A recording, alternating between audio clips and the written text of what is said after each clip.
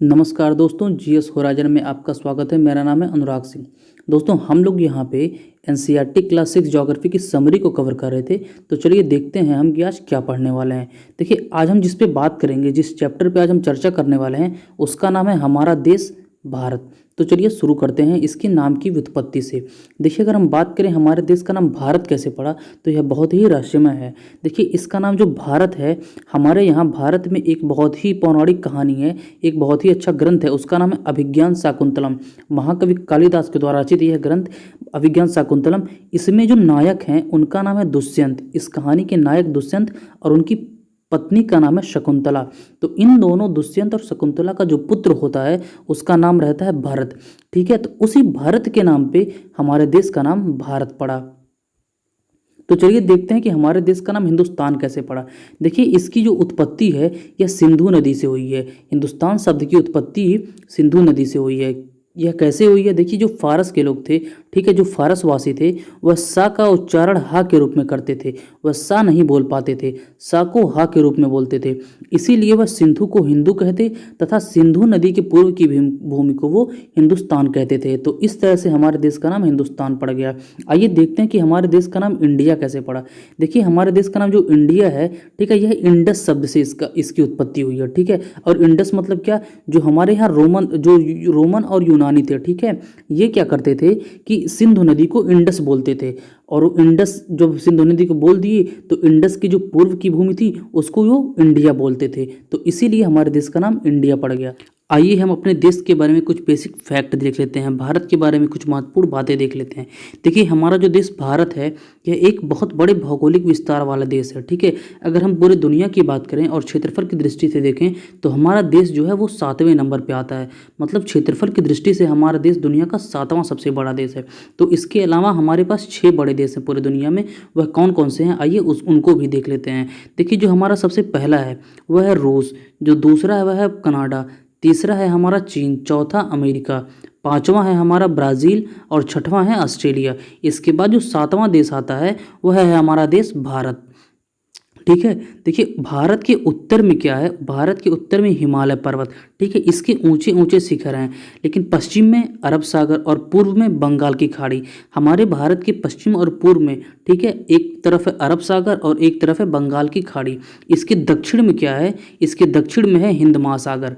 भारत के दक्षिण में हिंद महासागर है जो प्रायद्वीपीय भारत के तटों से टकराता है। इस प्रकार ये चारों मिलके हमारे भारत की भौगोलिक सीमा बनाते हैं, प्राकृतिक सीमा बनाते हैं। ये मानवीय सीमा नहीं है। मानवीय सीमा वह सीमा होती है जो मानव अपने सुविधानुसार बनाता है। आइए भारत का भौगोलिक विस्तार देख लेते हैं कि भारत का भौगोलिक विस्तार कितना है। देखिए, भारत का जो क्षेत्रफल है, अगर हम क्षेत्रफल की बात करें तो यह दुनिया का 7वां सबसे बड़ा देश है। इससे आगे भी 6 देश हैं, वह हम देख चुके हैं। तो जो इसका क्षेत्रफल है वह है 32,87,263 किलोमीटर स्क्वायर। मतलब 32,87,263 किलोमीटर स्क्वायर क्षेत्रफल में भारत हमारा फैला हुआ है। यह उत्तर में कश्मीर से लेकर दक्षिण में कन्याकुमारी तक फैला हुआ है, जिसकी लंबाई लगभग 3200 किलोमीटर है। और पूर्व से पश्चिम की बात करें तो पूर्व में यह अरुणाचल प्रदेश से लेकर पश्चिम में गुजरात तक इसकी चौड़ाई जो है वह लगभग 2900 किलोमीटर है। और अक्षांशीय दृष्टि से अगर हम देखें तो हमारा देश किस उत्तरी गोलार्ध में है या दक्षिणी गोलार्ध में? देखिए, अगर हम अक्षांशीय दृष्टि से देखते हैं तो हमारा जो देश है वह उत्तरी गोलार्ध में पड़ेगा। और अगर देशांतरी दृष्टि से देखें तो यह जो हमारा देश है यह पूर्वी गोलार्ध में पड़ेगा। कर्क रेखा जो है 23.5 डिग्री नॉर्थ, इसी को हम कर्क रेखा बोलते हैं, यह भारत से होकर गुजरती है। यह लगभग भारत के मध्य से होकर गुजरती है। ठीक है, और भारत की अगर हम विस्तार की बात करें कि भारत का उत्तरी अक्षांश कितना है और दक्षिण अक्षांश कितना है, भारत का पूर्वी देशांतर कितना है, भारत का पश्चिमी देशांतर कितना है, तो अगर हम इसकी बात करें तो जो भारत की मुख्य भूमि है, ठीक है, तो भारत की जो मुख्य भूमि है वह 8 डिग्री 4 मिनट उत्तर से लेके 37 डिग्री 6 मिनट उत्तरी अक्षांश के मध्य अवस्थित है। मतलब अगर हम देखें तो मान लीजिए हमारा इसके बीच में भारत है, ठीक है, ये हमारा भारत देश है। तो जो नीचे वाली रेखा है यह है 8 डिग्री 4 मिनट और जो ऊपर वाली अक्षांशीय रेखा है यह है 37 डिग्री 6 मिनट। और अगर हम देशांतरी दृष्टि से देखें कि भारत का विस्तार देशांतरी दृष्टिकोण से कितना है तो यह 68 डिग्री 7 मिनट पूर्वी देशांतर से लेके 97 डिग्री 25 मिनट पूर्वी देशांतर के मध्य है। मतलब अगर हम भारत को इस तरह से डिवाइड करें, ठीक है, तो जो पहली लाइन हमारी बनेगी ये वाली लाइन, ये हो जाएगी 68 डिग्री 7 मिनट की। और जो दूसरी ये वाली लाइन हो जाएगी, ये हमारी हो जाएगी 97 डिग्री 25 मिनट की। तो इस तरह से हमारे जो भारत की अक्षांशीय विस्तार है वह 8 डिग्री 4 मिनट से लेके 37 डिग्री 6 मिनट, और भारत का जो देशांतरी विस्तार है वह 68 डिग्री 7 मिनट से लेके 97 डिग्री 25 मिनट तक। देखिए यहाँ पर एक ध्यान देने वाली बात यह है कि 8 डिग्री 4 मिनट जो है यह भारत की मुख्य भूमि का विस्तार है। ठीक है, हम यहाँ पे अंडमान निकोबार की बात नहीं कर रहे हैं, भारत का मुख्य विस्तार है ये, जो भारत की प्रमुख भूमि है। ठीक है, यह प्रायद्वीपीय भारत का दक्षिणी बिंदु है, मतलब इसको हम कहें तो यह कन्याकुमारी का है, या केप, ये जो है कन्याकुमारी का ही बिंदु है, केप कमोरिन का। देखिए अगर हम देशांतरी दृष्टि की बात करें कि भारत जो है बहुत देशांतरी अगर विस्तार देखें तो भारत में बहुत सारे देशांतरी विस्तार हैं। ठीक है, बहुत कई देशांतर से मिलकर ये बना है। अगर हम इसके ईस्टर्न और वेस्टर्न दोनों देशांतर के बीच की तुलना करें तो इसके बीच में लगभग 29 डिग्री का अंतर आता है, मतलब 29 देशांतर इसमें आ जाते हैं अगर हम एक एक डिग्री भी इन देशांतरों को खींचे तो। और अगर हम पूर्वी और पश्चिमी देशांतरों के बीच टाइम का अंतर करें तो इसी के चलते 30 डिग्री देशांतरी विस्तार के चलते यहाँ पे लगभग 2 घंटे का अंतर आ जाता है। आइए मैप के द्वारा समझते हैं कि भारत का अक्षांशीय और देशांतरी विस्तार कैसा है।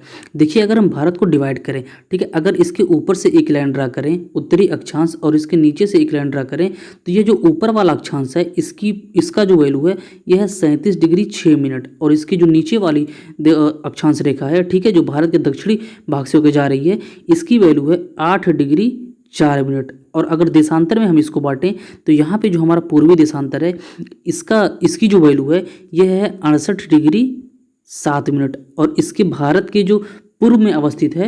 वैसे तो भारत की जो देशांतरी स्थिति है वह अगर देशांतरी हम गोलार्ध में बांटें तो ये हमारा भारत पूर्वी गोलार्ध में आता है, इसीलिए दोनों देशांतरों के साथ हमें पूर्व लिखना पड़ता है या ईस्ट लिखना पड़ता है।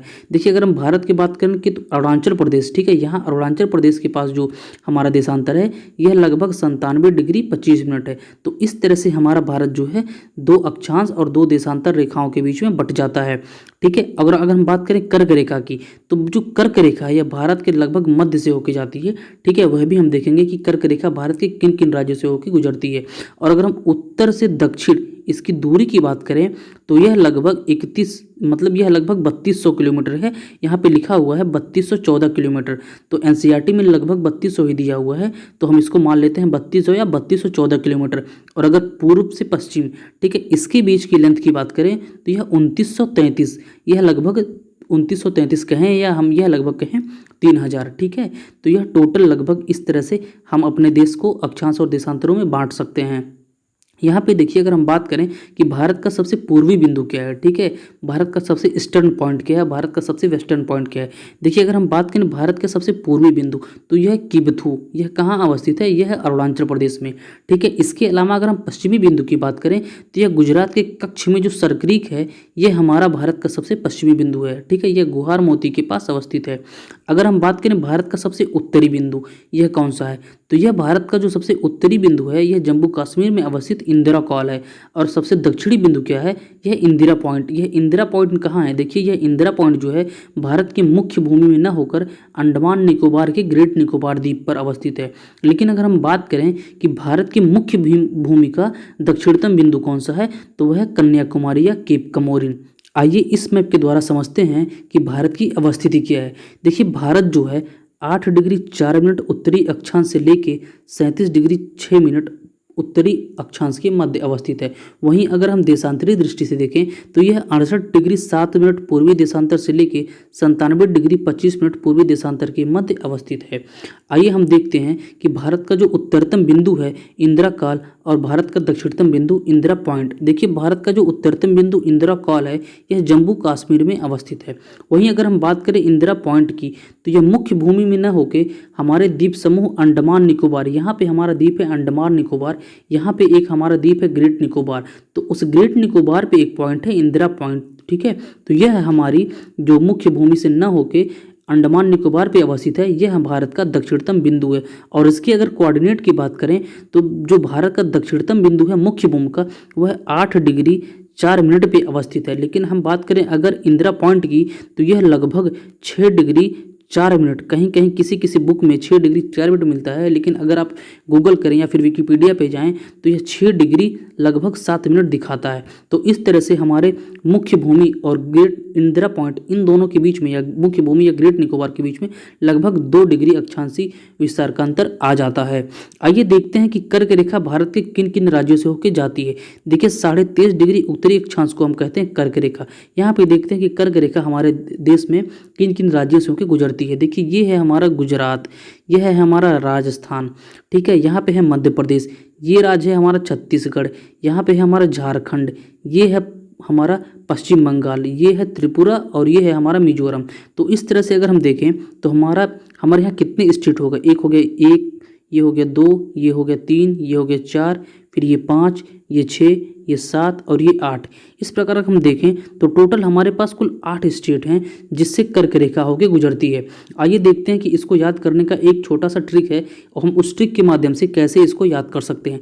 देखिए ये जो ट्रिक है इसका नाम है मित्र पर गमछा झार, ठीक है। इसके माध्यम से हम देखते हैं कि किस प्रकार से हम कर्क रेखा पे अवस्थित राज्यों को याद कर सकते हैं।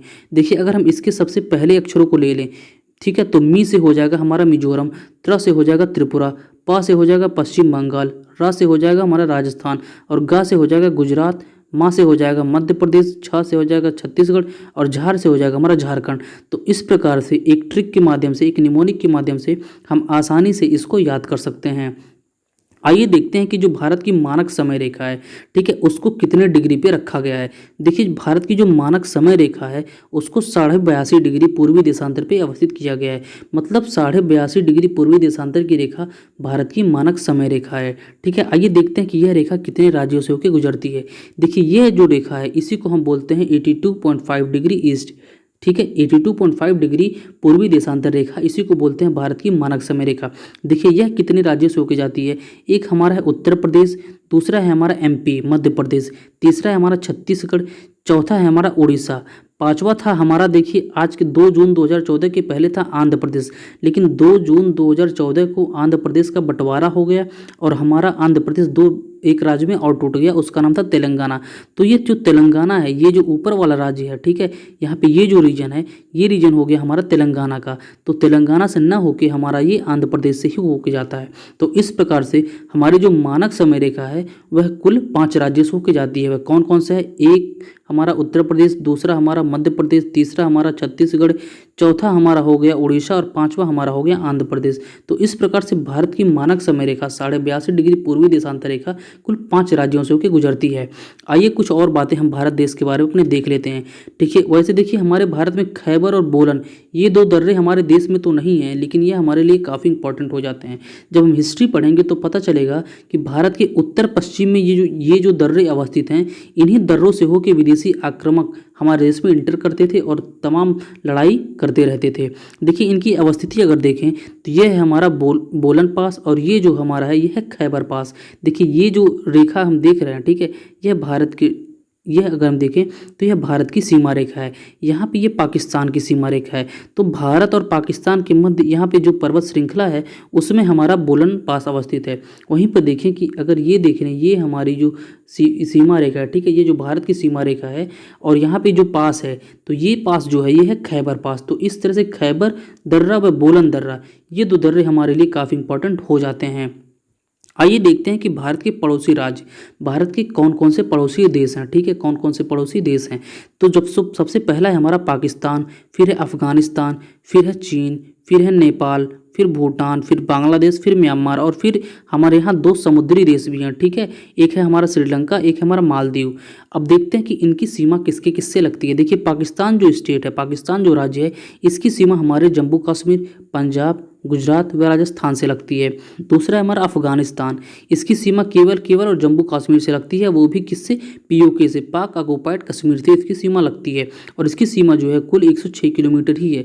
मतलब भारत में स्थलीय सीमा जो सबसे छोटी सीमा है वह अफगानिस्तान की ही है और जो सबसे लंबी सीमा है वह बांग्लादेश की है, लगभग 4096 किलोमीटर की है।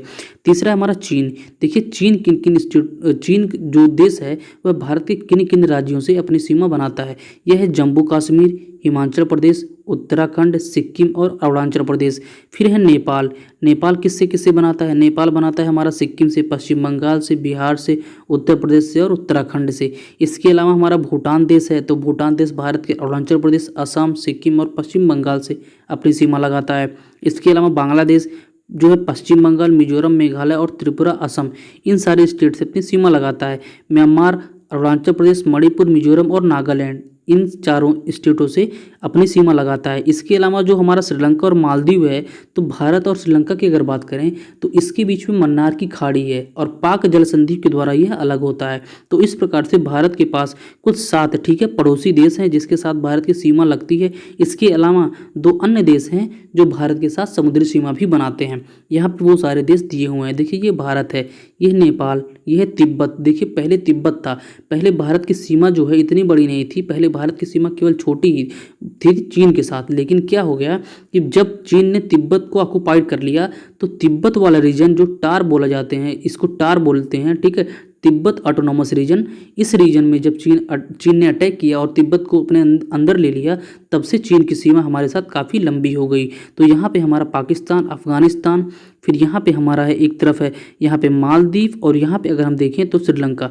तो ये 2 देश हमारे समुद्री तटीय सीमा बनाते हैं और बाकी के ये सारे देश हमारे स्थलीय सीमा बनाते हैं। यहाँ पे म्यांमार है और बांग्लादेश है।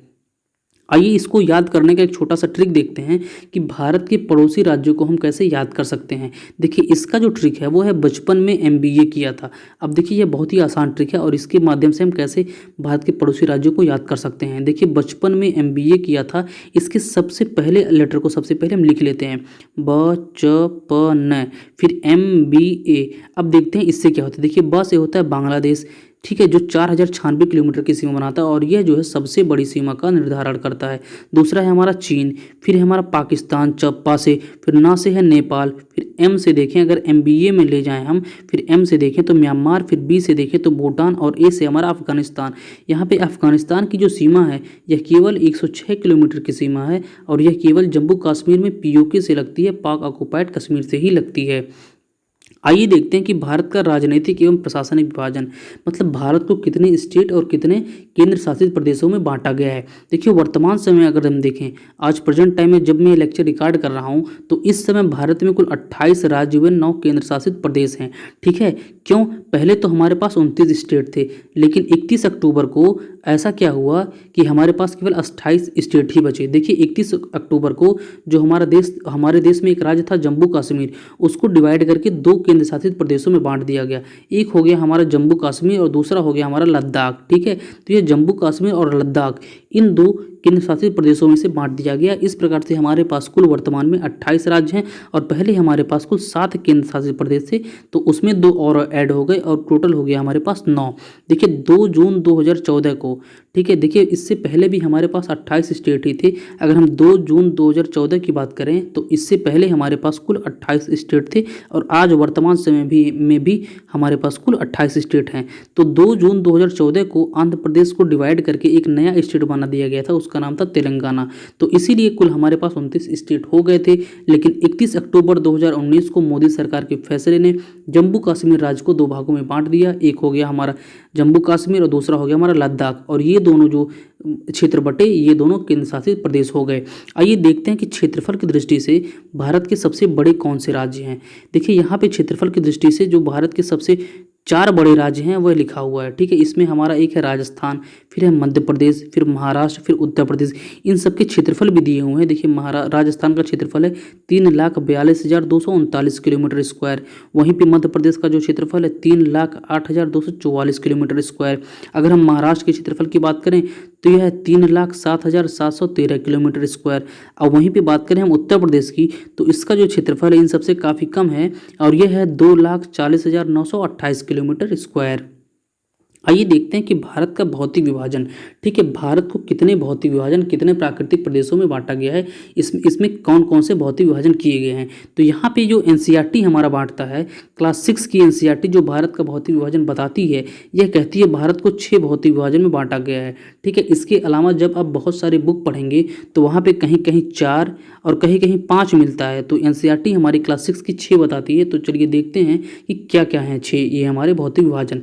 देखिए जो हमारा पहला है ठीक है। जो हमारा पहला है यह है उत्तर का पर्वतीय क्षेत्र, ये जो रीजन है ये हमारा पहला है। उसके बाद हमारा उत्तर का विशाल मैदान। देखिए इस पर्वतीय क्षेत्र के बाद जो हमारा आता है ये हो जाता है हमारा विशाल मैदान। फिर हमारा आता है पश्चिम का मरुस्थलीय भूमि, ये जो राजस्थान वाला रीजन है ये हमारा हो जाता है तीसरा रीजन, पश्चिम में मरुस्थलीय भूमि। और चौथा जो होता है हमारा, ये चौथा रीजन हो जाता है प्रायद्वीपीय भारत। पांचवा हो जाता है हमारा तटीय मैदान, मतलब ये जो रीजन है ये रीजन हमारा हो जाता है पांचवा तटीय मैदान, ठीक है। और जो छठा होता है हमारा ये होता है द्वीप समूह, मतलब हमारे यहाँ दो द्वीप भी हैं, एक है अंडमान निकोबार और दूसरा है लक्षद्वीप। तो इस प्रकार से भारत को 6 भौतिक विभाजनों में बांटा गया। तो आइए इस मैप के द्वारा हम समझते हैं कि भारत को किन 6 भौतिक प्रदेशों में बांटा गया है। देखिए जो हमारा पहला है ये, ठीक है, यहाँ पे हिमालय रेंज जो लिखा हुआ है ये यहाँ पे है नंगा पर्वत, ठीक है। यहाँ नंगा पर्वत से लेके यहाँ अरुणाचल प्रदेश में एक पर्वत श्रृंखला है उसका नाम है नामचा बरवा। तो नंगा पर्वत से लेके नामचा बरवा तक ये श्रृंखला विस्तृत है, ठीक है। और ये है हमारी हिमालय पर्वत श्रृंखला। उसके बाद जो दूसरा हमारा आता है ये हो जाता है हमारा नदन प्लेन, उत्तर का मैदानी भाग। तीसरा हमारा आ जाता है थार डेजर्ट या भारत की मरुभूमि। चौथा हमारा जो होता है ये हो जाता है भारत का प्लेट्यू या भारत का प्रायद्वीपीय भूभाग। पांचवा जो हमारा ये ब्लू रीजन में, ब्लू शैडो रीजन में दिखाया हुआ है, लाइट ब्लू में दिखाया हुआ है, ये रीजन जो होता है हमारा ये हो जाता है पांचवा, और इसको बोलते हैं तटीय भाग, ठीक है। और जो हमारा छठवां होता है यहाँ पे है अंडमान निकोबार और यहाँ पे है लक्षद्वीप। अंडमान निकोबार बंगाल की खाड़ी में अवस्थित है, वह जो लक्षद्वीप है अरब सागर में अवस्थित है। तो इस प्रकार से जो हमारा छठवां हो जाता है यह हो जाता है द्वीप समूह, जिसमें प्रमुखतः दो द्वीप हैं, दो द्वीप समूह हैं, एक हमारा अंडमान निकोबार और दूसरा है हमारा लक्षद्वीप। तो आइए इनको बारी बारी से देख लेते हैं। देखिए जो उत्तर का पर्वतीय क्षेत्र है, ठीक है, यह मुख्यतः हिमालय पर्वत श्रृंखला से ही निर्मित है। जो भारत का उत्तर का पर्वतीय क्षेत्र है यह मुख्यतः हिमालय पर्वत श्रृंखला से ही अवस्थित है। और अगर हम हिमालय की बात करें तो हिमालय भी यहाँ पे मुख्यतः 3 समांतर श्रेणियों में अवस्थित है। जो सबसे इसकी पहली श्रेणी है उसको हम बोलते हैं हिमाद्री या बृहद हिमालय, ठीक है। पहली श्रृंखला को हम बोलते हैं, ये जो हमारी सबसे पहली श्रृंखला है इसको हम बोल देंगे बृहद हिमालय या हिमाद्री हिमालय।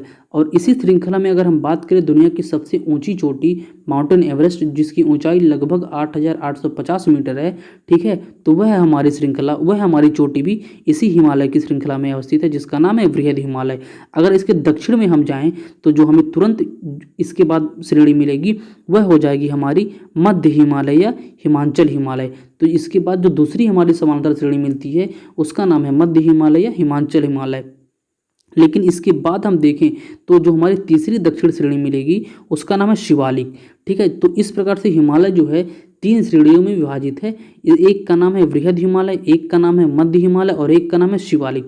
तो इस प्रकार से हिमालय 3 समांतर श्रेणियों में विभाजित है। तो आइए देखते हैं कि जो उत्तर का विशाल मैदान है, ठीक है, इसका इस निर्माण कैसे हुआ है और यह क्या है। देखिए हिमालय के दक्षिण में उत्तर का विशाल मैदान जो है बहुत ही उपजाऊ मैदान है, और उपजाऊ होने के कारण ही यहाँ पे दुनिया की सबसे अधिक जनसंख्या निवास करती है, ठीक है। यह समतल, सपाट व कहीं कहीं ऊबड़ खाबड़ भी है।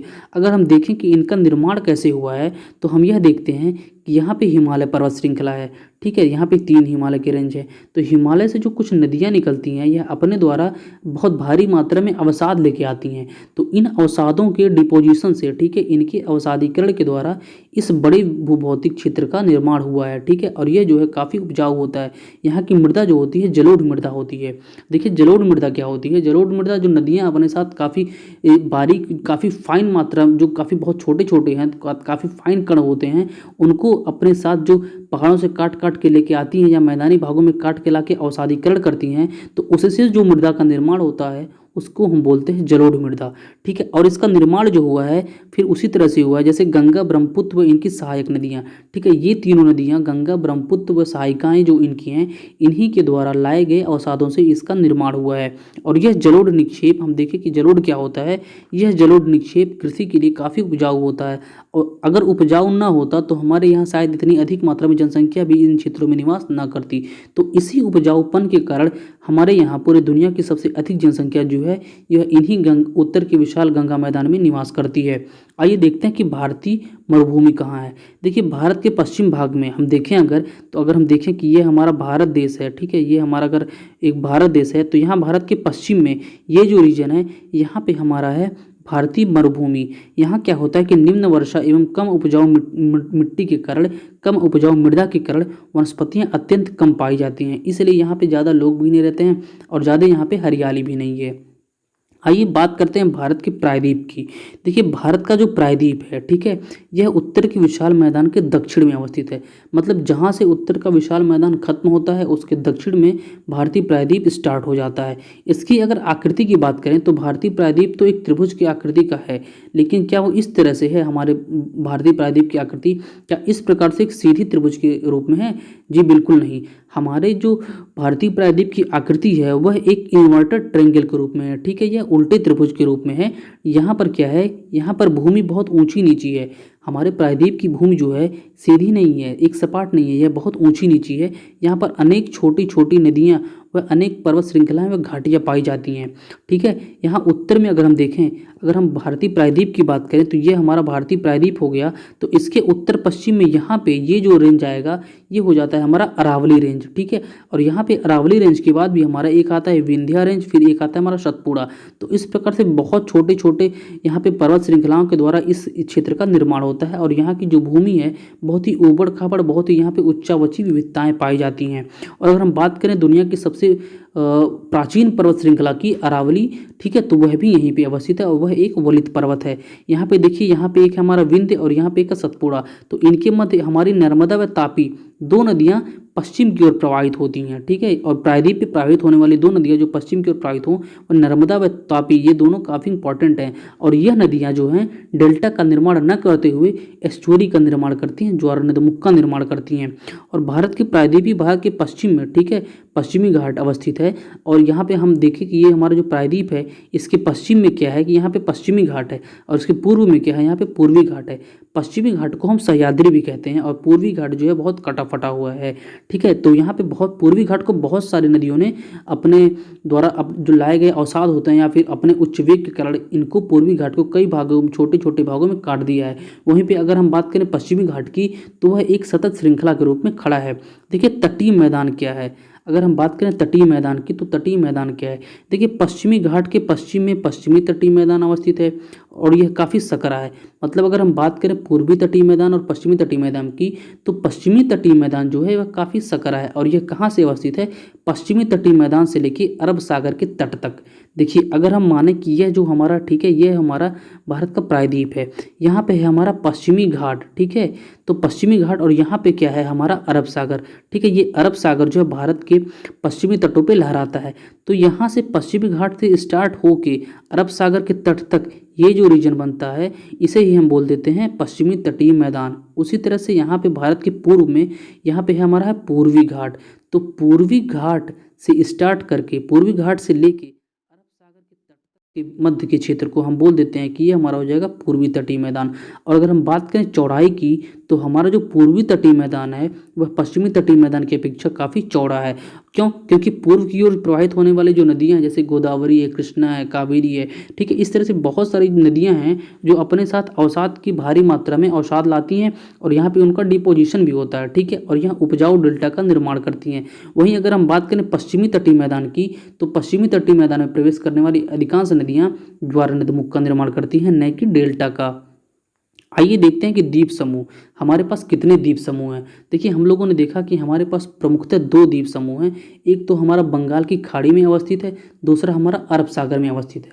तो जो बंगाल की खाड़ी में अवस्थित है उसका नाम है अंडमान निकोबार, ठीक है, वह हमारा अंडमान निकोबार है। वहीं अरब सागर में जो हमारा द्वीप समूह अवस्थित है उसका नाम है लक्षद्वीप। लक्षद्वीप देखिए बहुत ही छोटा है और यह एक केंद्र शासित प्रदेश भी है। वहीं अगर हम बात करें अंडमान निकोबार की तो यह काफ़ी अधिक बड़ा है। यहाँ पे बहुत सारे, यहाँ पे लगभग 500 से अधिक द्वीप हैं, ठीक है। तो यहाँ पे जो हमारा अंडमान निकोबार है तो अंडमान निकोबार का जो दक्षिणतम बिंदु है वह है हमारा इंदिरा पॉइंट। और इसकी अगर हम बात करें कोऑर्डिनेट की तो ये इसका जो कोऑर्डिनेट है, इसकी जो अवस्थिति है यह लगभग 6 डिग्री 7 मिनट उत्तरी अक्षांश पे अवस्थित है।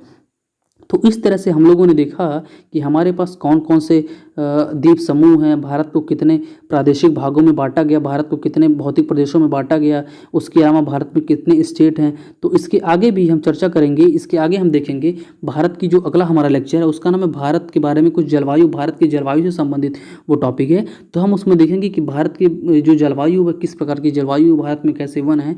ठीक है, तब तक जो है आप इस लेक्चर को रिवाइज करिए और अपने फीडबैक कमेंट बॉक्स में जरूर दीजिए। धन्यवाद।